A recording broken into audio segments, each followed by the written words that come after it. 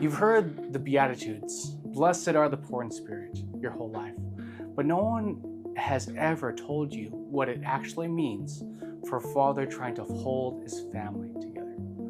I'm about to show you why most people have been reading the Beatitudes completely wrong, and how these 9 lines are the very blueprint for every dad under pressure. I just want to let you know that I've been in your shoes, the tired father, the silent provider, the one holding it all together for their family. But Jesus was talking to us when he spoke the Beatitudes. He wasn't speaking to kings and palaces. He was speaking to men with callous hands and worn hearts like you and me. So let's jump right into it. Blessed are the poor in spirit, for theirs is the kingdom of heaven. It starts with this: admitting you're not God.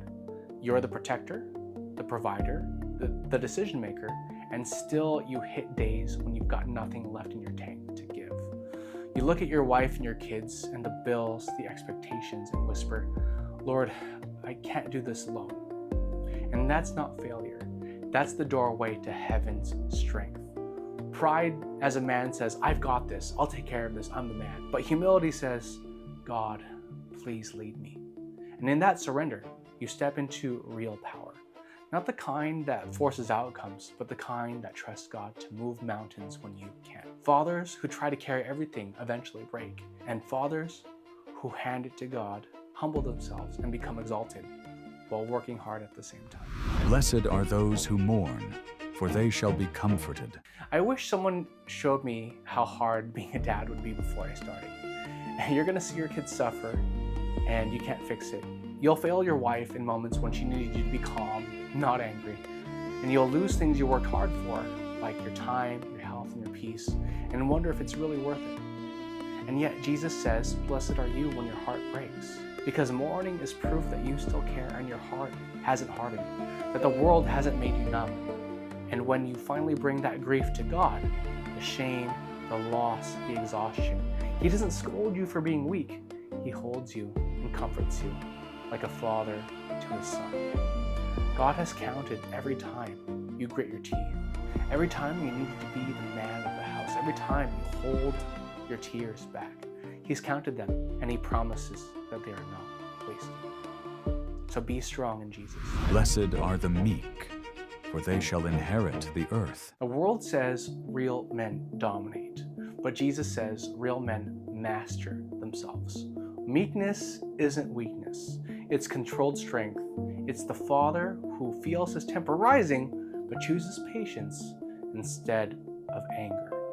It's the man who would destroy someone with words, but chooses to be silent. Just a reminder, your kids are watching how you lead under pressure. When they see you calm in the storm, they'll learn how to stand in their storms when they get older. The meek does not take the earth by force. They inherit it because people trust a man whose strength does not need to scream or become angry. Blessed are those who hunger and thirst for righteousness, for they shall be filled. Have you ever hit a moment where success doesn't feel good anymore? The paychecks are decent, the house is standing, the family's fed, but something in your soul feels empty. The hunger you feel isn't failure. It's the Father calling you to something higher. When you start craving righteousness, which is to be right with God more than being right with people, everything changes. You start watching your words differently. You pray over your decisions, and you treat your family as sacred ground. And little by little, the hunger starts to fill you, not with comfort, but with peace. And that peace is a satisfaction that money cannot buy. Blessed are the merciful, for they shall receive mercy. Being a dad is to see every side of your family, their best and their worst moments. And sometimes it's the worst that tests who we really are. When your son disobeys you, when your daughter snaps back at you, when your wife's stress spills over, you'll have the urge to meet fire with fire. But mercy and patience is a father's superpower. You don't excuse the sin or the hurt that you incur, but you correct it without rage. You let grace lead the tone. You remember how many times you deserve punishment, but got mercy from our Heavenly Father. Every time you forgive your child or your wife, you show them what God's forgiveness looks like. Blessed are the pure in heart, for they shall see God. Purity isn't just about lust, it's about your motive.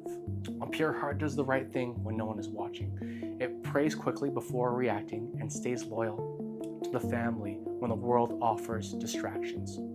You fight temptation not because you're perfect, but because you love.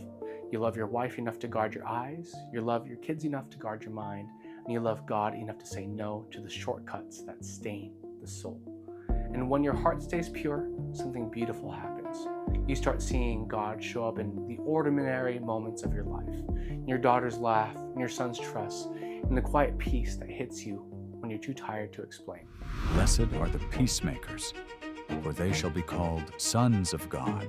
Anyone can cause chaos, but it takes a man to bring calm. Fathers are thermostats, not thermometers. You don't just measure the temperature of your home, you set it. When voices get loud, let your calm become contagious. When fear creeps in, your faith anchors the room. When your family is overwhelmed, your peace becomes their shelter. That's what peacemaking looks like. Not avoiding conflict, but transforming it. You bring heaven into your home every time you respond with love instead of ego. Blessed are those who are persecuted for righteousness' sake, for theirs is the kingdom of heaven. Being a Christian father in this generation feels like swimming upstream. You're raising kids in a world that calls wrong right and right wrong. You draw boundaries and people call you controlling. You protect your family's purity and they call you paranoid. You pray at dinner and some people roll their eyes at you. But that's okay, because you're not raising your kids for this culture, you're raising them for the kingdom. You're showing them that faith isn't about fitting in, it's about standing firm. Every time you hold your ground with grace, heaven takes notice. Every act of obedience, every no that cost you something is recorded as worship. You may not win the world's applause, but you've already had God's approval. So keep striving. Blessed are you when people insult you or lie about you because of me. Rejoice, for your reward in heaven is great. If you're following Jesus and raising your family with faith, you will be misunderstood.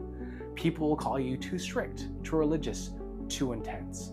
They'll say you're depriving your kids from freedom. But remember, they said worse about Jesus. So when you catch heat for doing what's right, don't get bitter. Rejoice and be happy. You're in the same story as the prophets. You're a part of a long line of fathers who refuse to bow to the culture. And one day, maybe not now, maybe not for years, but your kids will look back and say, my dad was not perfect, but he stood for something real. If you made it this far, brother, that means you're built different. I'm Matt Siopno with Virtue Venture, and remember, love Jesus with your whole heart, your whole mind, and your whole strength. And don't forget to pray a rosary.